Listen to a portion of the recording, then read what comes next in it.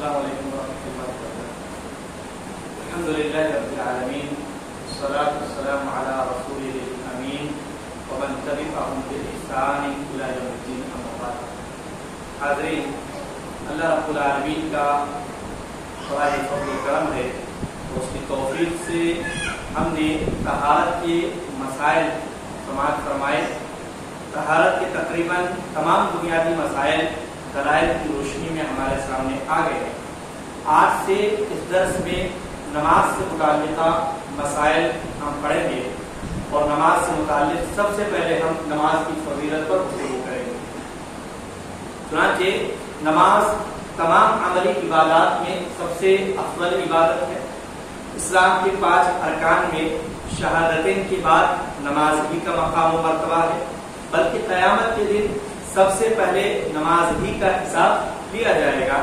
لیکن ہم دیکھتے ہیں کہ مسلمانوں میں ایک بڑا طبقہ نماز کے معاملے میں کوتاہی کا شکار ہے.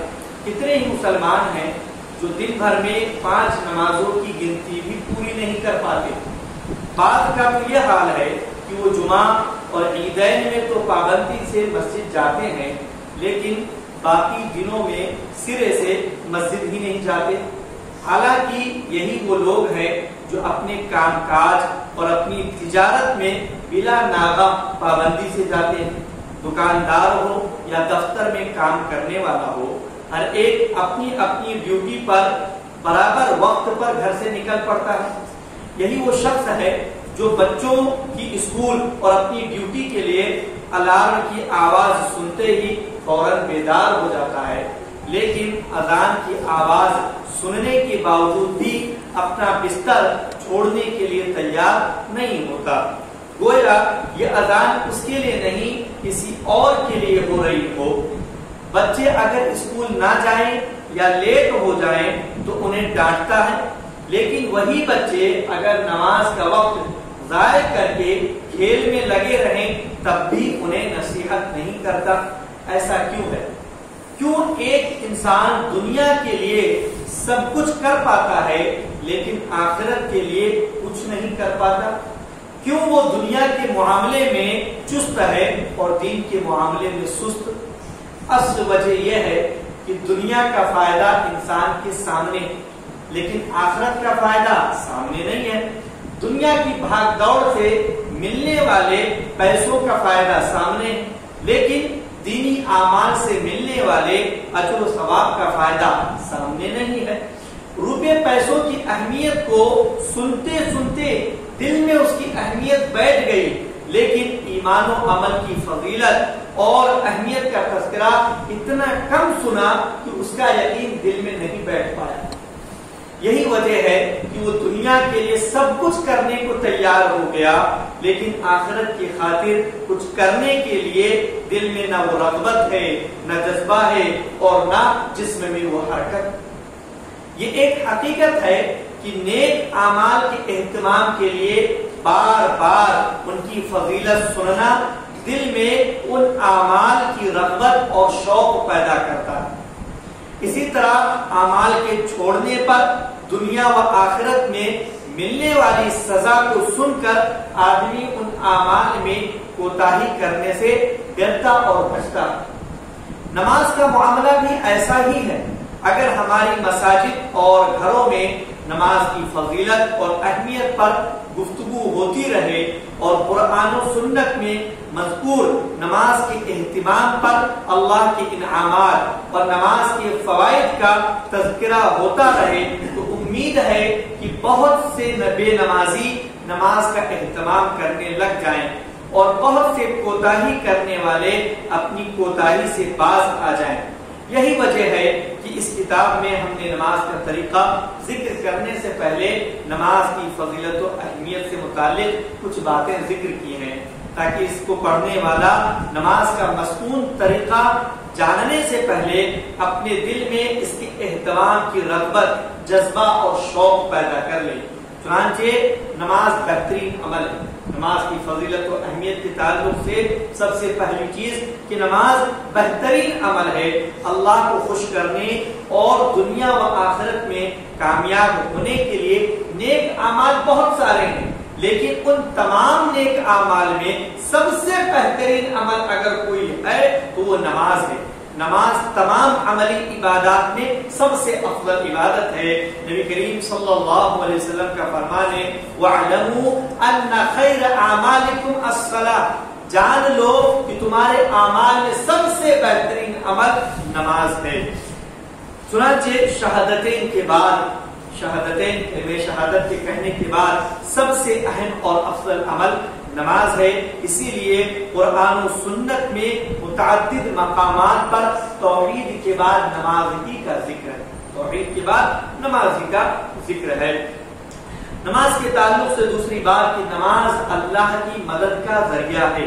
چاہے دین کا معاملہ ہو یا دنیا کا، ہم اپنے تمام معاملات میں اللہ تعالیٰ کی مدد کے محتاج ہیں، ضرورت مند ہیں.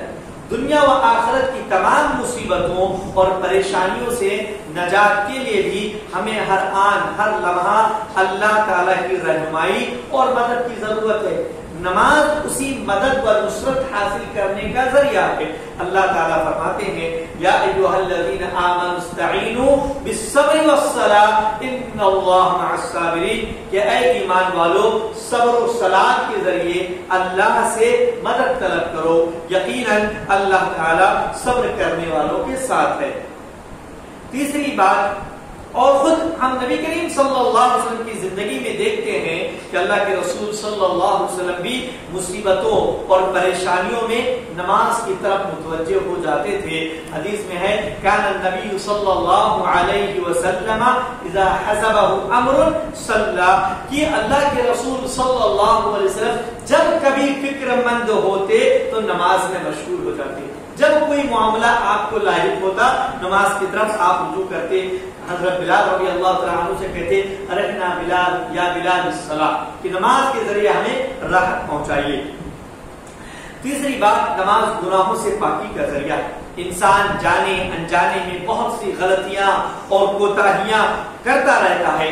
دن رات میں اس سے کئی چھوٹے بڑے گناہ ہوتے رہتے ہیں جن کی طرف اس کا دھیان بھی نہیں جاتا. یہ چھوٹے چھوٹے گناہ بھی اگر جمع ہو جائیں تو انسان کی ہلاکت بربادی کے لیے کافی ہو سکتے ہیں. لیکن جو شخص 5 وقت کی نمازوں کی پابندی کرتا ہے اس کے یہ گناہ ان نمازوں کی برکت سے معاف ہو جاتے ہیں. اللہ کے نبی صلی اللہ علیہ وسلم اس بات کو ایک مثال کے ذریعے انہوں نے سمجھایا.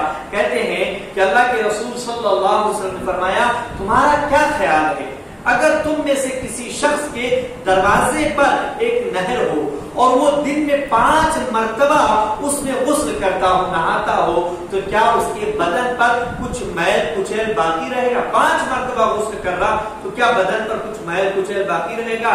صحابہ نے کہا اس کے جسم پر تو ذرہ برابر بھی کچھ میل کچیل باقی نہیں رہے گا. آپ نے فرمایا یہی معاملہ 5 نمازوں کا ہے. اللہ تعالیٰ ان نمازوں کے ذریعے بندوں کی خطاؤں کو معاف کر دیتا ہے، مٹا دیتا ہے. صحیح بخاری مسلم کی روایت ہے. اس حدیث سے معلوم ہوتا ہے کہ گناہوں کی بھی گندگی ہوتی ہے، گناہوں کی بھی گندگی ہوتی ہے جس سے پاک ہونا ضروری ہے. جس طرح جسم کو گندگی سے پاک کرنے کے لیے نہانا ضروری ہے، اسی طرح گناہوں کی اس گندگی سے پاک ہونے کے لیے 5 نمازوں کی اہتمام بھی ضروری ہے. نماز گناہوں سے حفاظت کا ذریعہ ہے. نماز جو ہے گناہوں سے حفاظت کا ذریعہ ہے. نماز جہاں ماضی گزرے ہوئے زمانے کے گناہوں کی مغفرت کا ذریعہ ہے، وہیں آنے والے دنوں میں گناہوں سے بچاؤ کا بھی ذریعہ ہے. اللہ تعالیٰ کا فرمان ہے وَأَقِمِ الصَّلَاةَ إِنَّ الصَّلَاةَ تَنْهَى عَنِ الْفَحْشَاءِ وَالْمُنكَرِ، اور اے نبی نماز قائم کیجیے، بے شک نماز بے حیائی اور برائی کے کاموں سے روکتی ہے. اس آیت میں اللہ تعالیٰ نے پیارے رسول صلی اللہ علیہ وسلم کو نماز قائم کرنے کا حکم دیا اور ساتھ ہی یہ بھی بتا دیا کہ نماز انسان کے اخلاق کی بہتری اور اس کے تقوی کی مضبوطی کا ذریعہ ہے. کیونکہ نماز بے حیائی اور برائی سے روکتی ہے، اس لیے جو شخص اپنے اندر گناہوں سے بچنے کی قوت طاقت پیدا کرنا چاہتا ہے اسے نماز کا خصوصی اہتمام کرنے کی ضرورت ہے. ایک حدیث سے اس بات کی مزید وضاحت ہو جاتی ہے کہ نبی کریم صلی اللہ علیہ وسلم فرماتے ہیں ان فلانا یصلی اللیل کلہ فاذا اصبح سرق قال سینہاہ ما تقول. اللہ کے رسول سے کہا گیا کہ ایک شخص جو ہے رات بھر تہجد کی کی نماز ادا کرتا ہے، لیکن جب صبح ہوتی ہے تو چوری کرتا ہے، گناہ کرتا ہے۔ اللہ کے رسول صلی اللہ علیہ وسلم فرمایا ان قریب اس کی نماز اسے اس برائی سے روک دے گی جس کا تم نے ذکر کیا ہے۔ صحیح ابن حبان کی روایت ہے۔ اسی طرح نماز نور ہے۔ اللہ کے رسول صلی اللہ علیہ وسلم فرماتے ہیں الصلاۃ نور، کہ نماز نور ہے۔ نور روشنی کو کہتے ہیں، لیکن یہاں نور سے کیا مراد ہے؟ اہل علم نے اس نور کے بارے میں کئی باتیں کہی ہے۔ ایک بات یہ کہ نماز کے اہتمام سے نمازی کا دل منور ہو جاتا ہے، روشن ہو جاتا ہے، اور اس میں اچھے برے میں تمیز کرنے کی صلاحیت پیدا ہو جاتی ہے۔ یہ بھی کہا گیا ہے کہ قیامت کے دن نمازیوں کے چہرے نورانی ہوں گے۔ اسی طرح قیامت کے دن نمازیوں کو ایک نور عطا کیا جائے گا جس کی روشنی میں وہ چلیں گے۔ نہ صرف قیامت کے دن بلکہ قبر میں بھی یہ نور ان کے کام آئے گا۔ بلکہ علماء نے یہ بھی کہا ہے کہ نماز کی برکت سے ایک مومن کا چہرہ دنیا میں بھی نورانی کر دیا جاتا ہے۔ اس کے چہرے سے آدمی محسوس کر سکتا ہے نورانی چہرے والا ہوتا ہے۔ وقت پر نماز پڑھنے کی فضیلت ہے۔ نبی کریم صلی اللہ علیہ وسلم سے عبداللہ بن مسعود نے پوچھا ای العمل احب الی اللہ قال الصلاۃ علی وقتها، کہ اللہ تعالیٰ کے نزدیک سب سے محبوب عمل کون سا ہے؟ آپ صلی اللہ علیہ وسلم نے جواب دیا وقت پر نماز ادا کرنا۔ آدمی نماز ادا کرے، بے وقت ادا کرے، ادا کر لیا، فرضیت ممکن ادا ہو گئی لیکن فضیلت حاصل نہ ہوئی۔ قرآن کریم میں بھی اللہ رب العالمین نے فرمایا فَأَقِيمُوا الصَّلَاةَ، نماز قائم کرو، إِنَّ الصَّلَاةَ كَانَتْ عَلَى الْمُؤْمِنِينَ كِتَابًا مَوْقُوتًا، بے شک نماز ایمان والوں پر مخصوص اوقات میں، متعین اوقات میں فرض کی گئی ہے۔ اس آیت سے معلوم ہوتا ہے کہ اللہ تعالیٰ نے ہر نماز کے لیے ایک خاص وقت متعین کیا ہے۔ اس وقت کے علاوہ نماز ادا کرنا درست نہیں ہے، اس وقت کے اندر نماز ادا کر لینا لازم ہے۔ اتنی تاخیر نہ کی جائے کہ نماز کا وقت ہی نکل جائے۔ نماز کے تعلق سے یہ ہے کہ باجماعت نماز پڑھنے کے لیے باوضو ہو کر مسجد جانے کی بڑی فضیلت بیان کی گئی ہے۔ چنانچہ فرض نماز مسجد میں باجماعت ادا کرنا بھی ایک فریضہ ہے۔ نمازیں فرض ہے لیکن باجماعت مسجد میں ادا کرنا بھی ایک فریضہ ہے۔ اللہ تعالیٰ کا فرمان ہے وَأَقِيمُوا الصَّلَاةَ وَآتُوا الزَّكَاةَ وَارْكَعُوا مَعَ الرَّاكِعِينَ، کہ اور نماز قائم کرو اور زکوٰۃ ادا کرو اور جھکنے والوں کے ساتھ تم بھی جھک جاؤ، یعنی نماز جو ادا کر رہے ہیں ان کے ساتھ تم بھی نماز ادا کرو، یعنی باجماعت نماز ادا کرنے کی بات کہی گئی ہے۔ نبی کریم صلی اللہ علیہ وسلم کا فرمان ہے من توضأ فی بیتہ فاحسن الوضوء ثم اتى المسجد فهو زائر اللہ وحق علی المزور ان یکرم الزائر، کہ جو شخص اپنے گھر میں وضو کرے، اچھی طرح وضو کرے اور پھر مسجد آئے، وہ اللہ رب العالمین کا مہمان ہوتا ہے اور میزبان ہے۔ اللہ کے ذمے یہ لازم ہے کہ وہ مہمان کا اکرام کرے، اس کی تعظیم کرے، اس کی مہمان نوازی کرے۔ اسی طریقے سے نماز باجماعت کی بھی فضیلت ہے، بہت زیادہ فضیلت ہے۔ نبی کریم صلی اللہ علیہ وسلم کا فرمان ہے صلاۃ الجماعت تفضل صلاۃ الفضل ب27 درجہ، کہ باجماعت نماز پڑھنا تنہا نماز پڑھنے سے 27 گنا زیادہ افضل ہے، یعنی باجماعت نماز پڑھنے والے کو ایک نماز کا ثواب 27 نمازیں پڑھنے کے برابر ملتا ہے، بلکہ اس سے بھی زیادہ۔ یہ جماعت کی برکت ہے، اس کے ثواب میں نماز کا ثواب اور بھی بڑھ جاتا ہے۔ اس لیے ہمیں کوشش کرنا چاہیے کہ ہم نمازوں کو مسجد ہی میں باجماعت ادا کریں۔ ہاں یہ بھی یاد رکھیں کہ یہ حکم مردوں کے لیے ہے، ورنہ خواتین کے لیے افضل یہی ہے کہ وہ اپنے گھروں میں ادا کریں۔ اللہ کے ہاں باجماعت نماز کی اتنی زیادہ اہمیت ہے کہ اس نے باجماعت نماز ادا کرنے کے لیے مسجد کی طرف چل کر جانے پر بھی اجر و ثواب بنایا، اجر و ثواب بتلایا ہے۔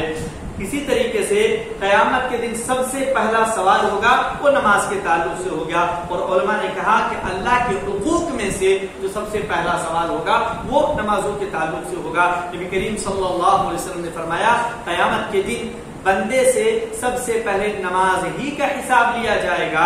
بس اگر نماز صحیح نکل آئی, نماز کا معاملہ درست رہا تو اس کے سارے اعمال صحیح نکلیں گے. لیکن اگر نماز میں بگاڑ نکل آیا تو پھر باقی اعمال بھی بگاڑ کے شکار ہو جائیں گے. اس حدیث کو پڑھنے کے بعد اب جو شخص قیامت کے دن ذلت و رسوائی سے بچنا چاہتا ہو, کیونکہ نماز کا معاملہ اگر درست ہے تو سب درست ہے, نماز کا معاملہ اگر درست نہیں ہے تو بقیہ اعمال کا معاملہ بھی گڑبڑ ہو جائے گا. تو جو بچنا چاہتا ہو ذلت و رسوائی سے قیامت کے دن, اسے چاہیے کہ اپنی نماز کو صحیح کر لے, کیونکہ قیامت کے دن سب سے پہلے نماز ہی کا حساب و کتاب ہوگا. گھر والوں کو نماز کی تاکید ہے. ایمان کے بعد سب سے اہم چیز نماز ہے. لہذا ہر شخص کو چاہیے کہ وہ خود بھی نماز کا اہتمام کرے اور اپنے گھر والوں کو بھی نماز کی تاکید کرتا رہے. یہ چیز اتنی اہم ہے کہ اللہ تعالیٰ نے اپنے پیارے رسول صلی اللہ علیہ وسلم کو بھی اس کا حکم دیا. فرمایا وَأْمُرْ أَهْلَكَ بِالصَّلَاةِ وَاصْطَبِرْ عَلَيْهَا لَا نَسْأَلُكَ رِزْقًا نَحْنُ نَرْزُقُكَ وَالْعَاقِبَةُ لِلتَّقْوَىٰ, کہ اے نبی اپنے گھر والوں کو نماز کا حکم کرتے رہیے اور خود بھی اس پر جمے رہیے. ہم آپ سے رزق نہیں چاہتے بلکہ رزق ہم آپ کو دیتے ہیں اور اچھا انجام پرہیزگاری ہی کے لیے ہے. نبی کریم صلی اللہ علیہ وسلم کے گھر والے بے نمازی تو نہیں تھے, لیکن اللہ تعالیٰ نے فرمایا کہ انہیں بھی نماز کی تاکید کرتے رہیں. پھر آپ صلی اللہ علیہ وسلم سے زیادہ نماز کا اہتمام کرنے والا اور کون ہو سکتا ہے؟ لیکن اللہ تعالیٰ نے آپ کو بھی نماز کا اہتمام کرنے کی تاکید کی. اس سے معلوم ہوتا ہے کہ نماز کا معاملہ بہت سنگین ہے اور گھر کے بڑوں کو نماز کے معاملے میں گھر کے تمام افراد کی نگرانی کرتے رہنا چاہیے اور انہیں نماز کی تاکید کرتے رہنا چاہیے. نماز کا اہتمام نہ صرف بڑوں کے لیے ضروری ہے بلکہ بچوں کے لیے بھی ضروری ہے. اسی لیے اللہ کے نبی صلی اللہ علیہ وسلم نے والدین کو اس بات کی تاکید فرمائی ہے کہ وہ اپنے بچوں کو نماز سکھائیں اور انہیں نماز کا حکم دیں. اللہ کے رسول صلی اللہ علیہ وسلم نے فرمایا بچہ جب 7 سال کا ہو جائے تو اسے نماز کا حکم دو, اور جب وہ 10 سال کا ہو جائے اور وہ پھر بھی نماز میں کوتاہی کرے تو اسے اس کوتاہی پر مارو.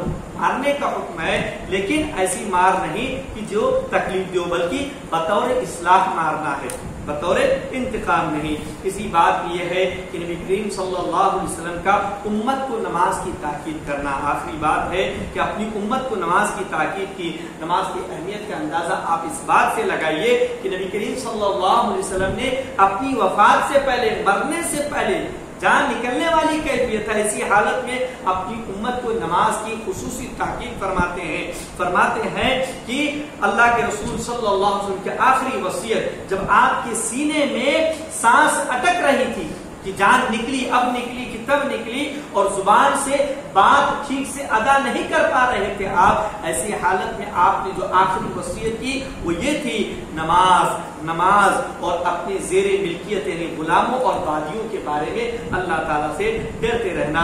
آخری وقت میں ایسے نازک حالات میں اللہ کے نبی صلی اللہ علیہ وسلم کو اپنی امت کی فکر تھی, اور اس حال میں بھی آپ لوگوں کو نماز کے اہتمام کی تاکید فرما رہے تھے. اس سے اندازہ لگایا جا سکتا ہے کہ رسول اکرم صلی اللہ علیہ وسلم کی نگاہ میں نماز کا کیا مقام و مرتبہ تھا اور آپ کے دل میں نماز کی کتنی اہمیت تھی. اب خود ہی مشاہدہ کر لو کہ مسلمانوں میں کتنے لوگ ہیں جو اس وصیت پر عمل کرتے ہیں اور کتنے ہیں جو چھوٹی چھوٹی چیزوں کی وجہ سے نماز چھوڑ دیتے ہیں. نبی کریم صلی اللہ علیہ وسلم کی تعظیم اور آپ سے محبت کا ایک تقاضا یہ بھی ہے کہ ہم آپ کے ہر حکم کی تعمیل کریں اور آپ کی وصیت کا لحاظ کریں اور جس قدر ممکن ہو اس پر عمل کریں. یاد رکھو محبت رسول کے محض دعووں سے, دعویٰ کر لینے سے کچھ ثابت نہیں ہوتا. محبت رسول کا بہترین ثبوت یہ ہے کہ آدمی دل و جان سے اللہ کے رسول صلی اللہ علیہ وسلم کا فرما بردار بن جائے. نماز کی اہمیت کا اندازہ آپ اس واقعے سے بھی لگا سکتے ہیں کہ جب حضرت عمر بن خطاب رضی اللہ تعالی عنہ کو زخمی کر دیا گیا, جس زخم سے نماز پڑھاتے ہوئے زخمی کر دیا گیا, جس زخم سے آپ کی شہادت ہوئی, زخم لگنے کے باوجود آپ نے صحابہ کو اسی مسجد میں تاکید کی کہ نماز کا وقت نکل رہا ہے, نماز کا وقت نکل رہا ہے، نماز ادا کر لیجئے۔ لہذا نماز کی بڑی اہمیت ہے، بڑی فضیلت ہے، اس کے بغیر ایک مومن کی زندگی ناقص اور ادھوری رہتی ہے۔ اس لیے ہم سب کو پختہ عہد اور عزم مصمم کر لینے کی ضرورت ہے کہ اب ہم نماز میں بالکل کوتاہی نہیں کریں گے۔ اللہ رب العالمین سے دعا گو ہوں کہ ہم تمام لوگوں کو نماز کی اہمیت، نماز کی فضیلت، نماز کے مقام و مرتبے کو سمجھنے اور اس سلسلے میں پوری تندہی کے ساتھ اہتمام کرنے کی توفیق عطا فرمائے۔ آمین تقبل یا رب العالمین۔ وآخر دعوانا الحمد للہ رب العالمین۔ سبحانک اللہم وبحمدک، اشہد ان لا الہ الا انت، استغفرک واتوب الیک۔